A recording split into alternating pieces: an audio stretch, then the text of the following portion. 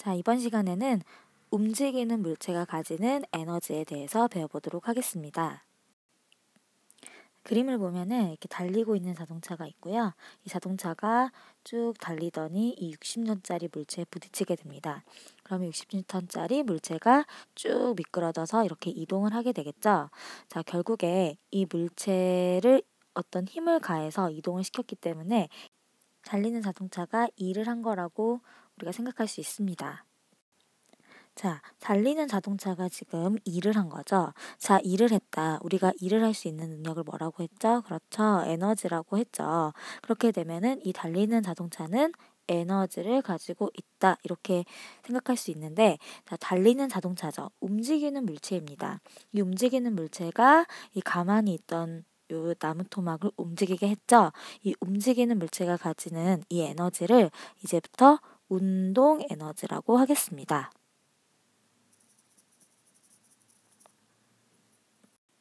그리고 운동 에너지는 그냥 에너지의 종류 중 하나이기 때문에 에너지와 똑같은 단위, 줄을 단위로 사용하도록 합니다.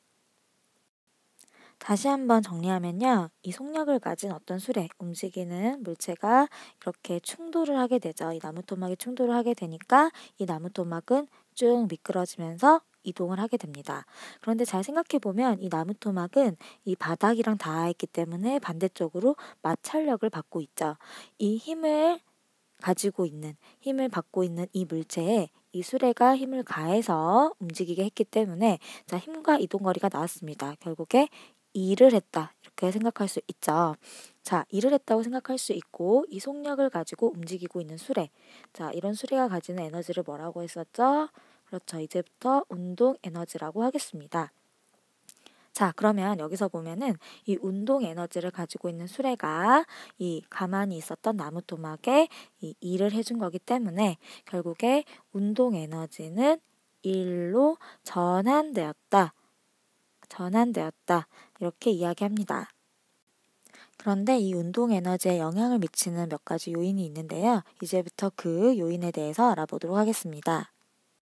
자, 여기에 수레 두 개가 있습니다. 자, A 수레와 B 수레가 있는데 지금 딱 봐도 A보다는 B가 더 커 보이죠?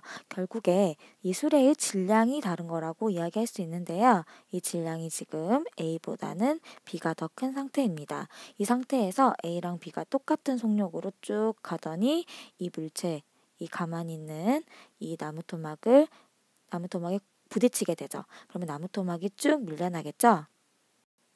자, 이렇게 쭉 밀려났는데, 자, A. 자, 질량이 조금 작았던 A는 3m를 이동시켰고요. 질량이 조금 더 컸던 B는 6m를 이동시켰습니다. 자, 3m와 6m. 자, 6m가 훨씬 더 많이 이동한 거죠. 자, A와 B 둘 중에 누가 더 일을 많이 한 거죠? 그렇죠. 일은 결국에 A보다는 B가 더 많이 했다고 할 수 있습니다. 왜냐하면 더 많이 이동시켰기 때문에 자, 일을 많이 했죠. 자, 일을 하게 하는 원천은 우리가 에너지라고 했었죠. 자, 일을 많이 했기 때문에 더 에너지는 당연히 일을 많이 한 애가 더 크겠죠. 결국에 자, 움직이는 수레였죠. 이런 애들이 갖는 에너지를 운동 에너지라고 한다고 했고 자, 일을 더 많이 한 A보다는 B가 더 운동 에너지가 컸다. 이렇게 우리가 이야기할 수 있습니다. 자, 우리가 여기서 질량이 커졌더니 운동 에너지도 커졌다. 자, 이걸 보고 질량과 결국에 운동 에너지는 비례하는구나 이렇게 볼 수 있는데요. 자, 예를 들어 보자면 자, A가 만약에 2kg이었습니다. 그리고 B가 질량이 4kg이었어요. 그러면 질량이 지금 B가 A의 2배가 된 거겠죠?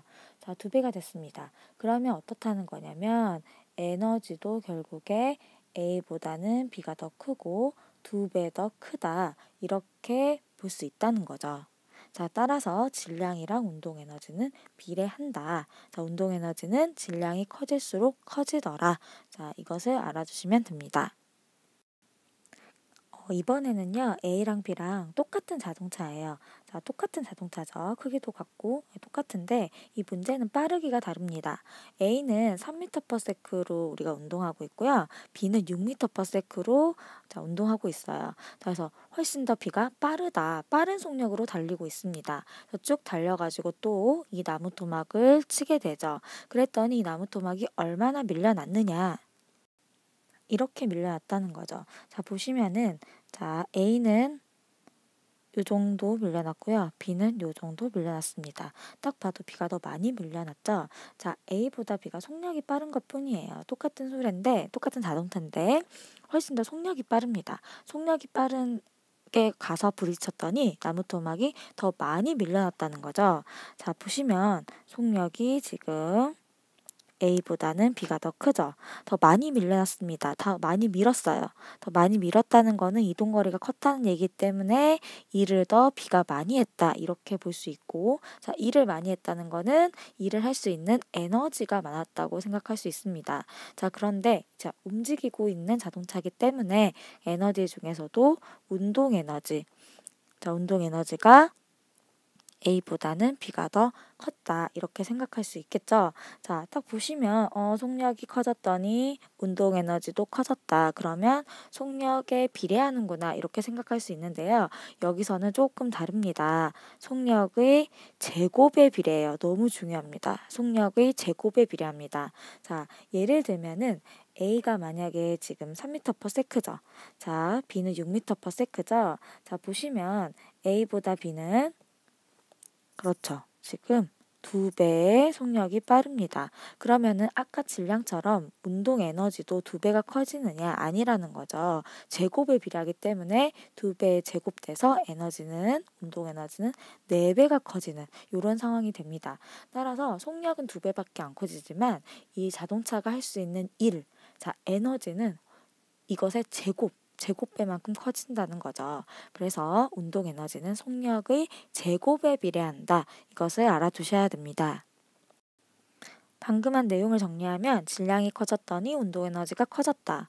그리고 속력이 커졌더니 운동 에너지가 커졌다. 자, 운동 에너지는 질량에 비례했다. 질량이 2배 커지면 운동 에너지도 2배 커졌다. 그런데 속력은 조금 달랐죠? 속력은 속력의 제곱에 비례했습니다. 제곱에. 그래서 운동 에너지는 질량과 속력의 제곱에 비례한다. 이렇게 볼 수 있는데 자, 이 두 가지 자, 질량에 비례한다. 속력의 제곱에 비례한다. 이런 성질을 이용해서 운동 에너지의 크기를 구할 수가 있습니다. 자, 크기 구하는 공식은 다음과 같습니다. 식은 2분의 1 곱하기 질량 곱하기 속력의 제곱 이렇게 구하시면 되고요. 자, 이 식에 대입만 하면은 운동 에너지의 크기를 구할 수가 있습니다. 이 식은 너무너무 중요하기 때문에 꼭 외워두셔야 됩니다. 내용을 그래프로 확인하면요. 자, 이렇게 볼 수 있는데, 자, 운동 에너지가 아까 질량에 비례한다고 했었고요. 속력의 제곱에 비례한다고 했었죠. 자, 그랬기 때문에 질량에 비례하기 때문에 이렇게 비례하는 그래프 쭉 위로 올라가고요. 자, 속력이 아니에요. 속력이 제곱이죠. X축이 꼭 속력의 제곱이어야 합니다. 그래서 운동 에너지에 비례한다 해서 쭉 올라간다. 이렇게 그림을 나타낼 수 있습니다. 그러면 이번 시간에 배웠던 거 가지고 우리가 확인 문제를 하나 풀어볼 텐데요. 자, 1번입니다. 3kg인 수레가 2m/s로 지금 달리고 있습니다. 자, 이 수레, 이 자동차가 갖는 자, 운동 에너지는 얼마냐? 자, 운동 에너지 구하는 공식이 뭐였죠? 그렇죠. 2분의 1 곱하기 질량 곱하기 속력의 제곱이었기 때문에 자, 보시면 질량은 3이죠. 속력이 2죠. 2의 제곱 해서 2분의 1 곱하기 3 곱하기 4 그러면 6. 자, 단위는 줄 이렇게 쓰시면 됩니다. 두 번째 문제는 운동 에너지. 자, 운동 에너지가 우리가 일로 전환이 됐었죠. 자, 그것이 적용되는 문제인데요. 자, 속력이 2배 됐다고 합니다. 속력이 2배 됐을 때 나무 토막은 도대체 몇 미터를 이동할까? 이런 문제인데, 자, 처음에 3kg인 물체가 2m/s로 달렸더니 2m를 이동했다는 거죠. 자, 우리가 첫 번째 푸는 방법을 한번 보면은 일단 운동 에너지를 한번 구해 봅니다. 2분의 1 곱하기 질량 곱하기 2의 제곱했을 때 6줄이었죠. 자, 이 에너지로 결국에 그렇죠. 나무 토막을 2m를 이동시키게끔 일을 했다는 거죠. 자, 근데 속력이 2배 됐다고 합니다. 자, 2에서 그러면 4m/s가 됐다는 이야기겠죠. 자, 질량은 그대로기 때문에 그대로 대입을 합니다. 자, 4의 제곱. 자, 그러면 4의 제곱은 16이기 때문에 24줄이 되겠죠. 자, 그러면 이때 도대체 몇 미터를 이동했느냐인데요. 잘 보시면, 자, 6줄에서 24줄입니다. 에너지가 몇 배 됐냐면 4배 됐죠, 4배. 4배 됐죠? 그러면 에너지가 4배 되면 당연히 일도 4배 더 많이 할 수 있겠죠? 이 나무 토막의 무게가 변한 건 아니기 때문에 2m에서 4배 큰, 자, 4배 더 많은 8m를 이동하게 된다. 그래서 결국에 답은 8m가 됩니다. 자, 이런 방법이 있고요. 이렇게 완전히 구하는 방법이 있고, 두 번째는 조금 여러분이 개념이 확실히 됐으면은 할 수 있는데요. 속력이 2배 됐습니다. 그런데 운동 에너지는 자, 속력의 제곱에 비례했었죠. 그럼 속력이 2배 됐기 때문에 2배의 제곱, 2배의 제곱을 하면은 4배가 되겠죠. 자, 그러면 속력이 2배 됐으면 에너지는 4배가 된다. 왜냐하면 운동 에너지는 속력의 제곱에 비례하기 때문에 이렇게 해서 4배 커졌구나. 일을 4배 많이 하겠다. 해서 2m의 4배에서 8m 이렇게 구하셔도 됩니다. 오늘 배운 내용은 다음과 같습니다. 자, 운동 에너지와 일. 자, 움직이는 물체는 일을 할 수 있다. 그리고 그 에너지, 운동 에너지를 가지고 있고 그 에너지가 일로 전환될 수 있다는 거고요. 운동 에너지는 질량에 비례하더라. 그 다음에 속력과의 관계인데 속력의 제곱에 비례하더라. 그 다음에 운동 에너지의 크기 구하는 공식. 중요합니다. 2분의 1 곱하기 질량 곱하기 자, 그렇죠. 속력의 제곱해서 이 식을 꼭 기억해 두셔야 됩니다. 오늘은 여기까지 하겠습니다. 수고하셨습니다.